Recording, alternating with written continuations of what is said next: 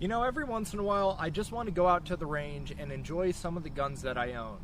Today, we have a 5-inch Smith & Wesson World War II revolver in 38 Special, not 38 Smith & Wesson. Well, habeas, they didn't make a 5-inch 38 Special during World War II. They didn't, but Parker Hale converted them. Yes, after the Lend-Lease program of World War II was up, there was a company called Parker Hale, which was over in the UK, I think Britain, somewhere over in there. And they took a whole bunch of the 38 Smith & Wesson revolvers, put some 38 Special cylinders on them, did some other magic to them, and made them a beautiful conversion. Is it historically accurate? No, but I'm able to shoot this a lot more frequently than I would if it was chambered in 38 Smith & Wesson, because ammo is readily available. So before we shoot it, let's take a quick look at this thing.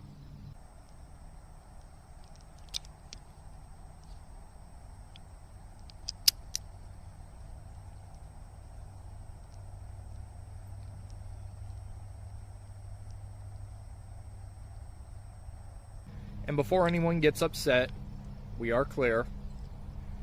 But just look at the detail on this thing, man. Beautiful case hardened trigger and hammer. The cylinder locks up perfectly with this thing. It's just a very, very well done piece. You can see it is marked 38 Smith & Wesson on the side there. And there are a whole bunch of, I don't know if you could see on there, but British proof marks, which obviously a US made gun wouldn't have British proof marks on it unless there was some gunsmithing done over in Britain. And I absolutely love this thing. It's a beautiful piece of history that may not be 100% accurate, but allows me to appreciate it a lot more often because of the ammo availability. So without any further ado, I'm going to stop talking and get to shooting.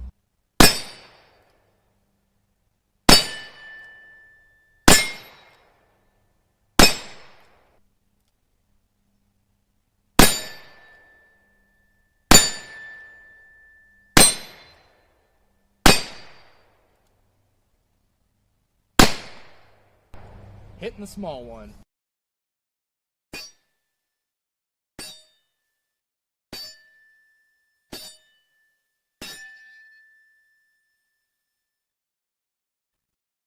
We're clear once again. Now, I've never seen a video discussing these converted revolvers here on YouTube, but I have found a couple forum posts about them. Pretty much all of them say that these revolvers would be very inaccurate because of the different bullet diameters between 38 Smith & Wesson and 38 Special, 38 Special being the smaller of the two bullets. But if we take a 38 Special bullet and we set it on the end of the barrel here, this is by no means scientific, but you can see that there's still enough of a bullet sticking out of the rifling that would show that, you know, it would probably catch enough to start some spin. I'm editing right now and I realize I didn't explain that part all too well. So we have the cleared revolver and we have some original 38 Smith & Wesson bullets from Remington way back in the day. And if we take one of these bullets and we set it at the end of the barrel, you could see that very similar to the 38 Special, just a very little amount of that bullet is sticking out of the end of the barrel.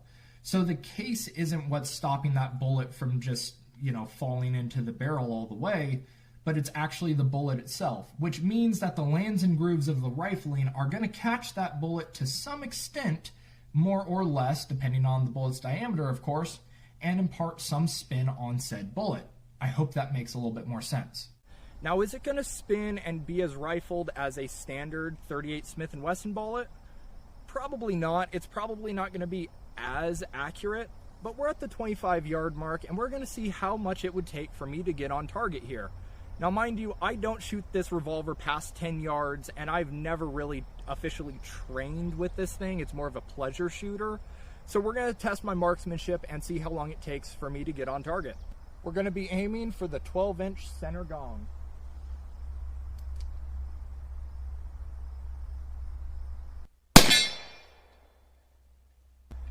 Just like that. Let's see if we can hit one of the torsos. Half-size torsos, but let's see.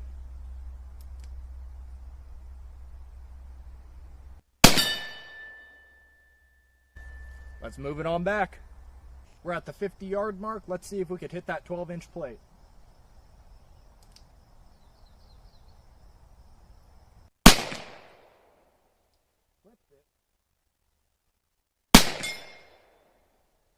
Clipped it on the first, hit it on the second. Let's move it on back. We're at 75 yards. Let's see if we could hit that plate.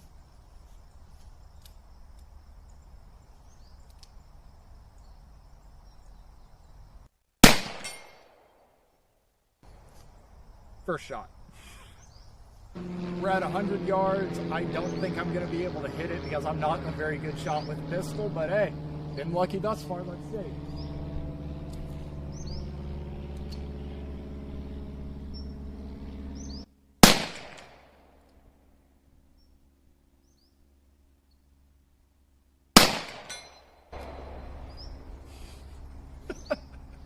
Two shots. Like always, the gun's clear. Now, I'm not going to tell you that you have to believe that I made those shots on the first take, but I did in fact make those shots on the first take. Why wasn't there extra shots after that? Because once you get past a certain distance, I just want to kind of make that hit and move on. You know, I don't need to test my luck too much.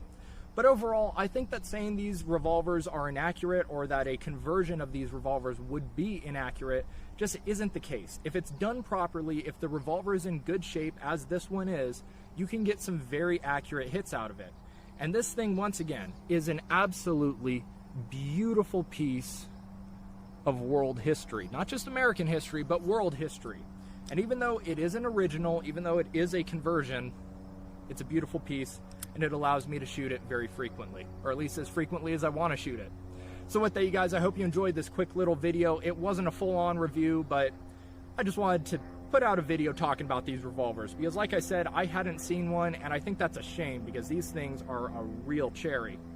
So with that, thank you for watching, think for yourself, subscribe for more, shoot straight, and I will see you next time.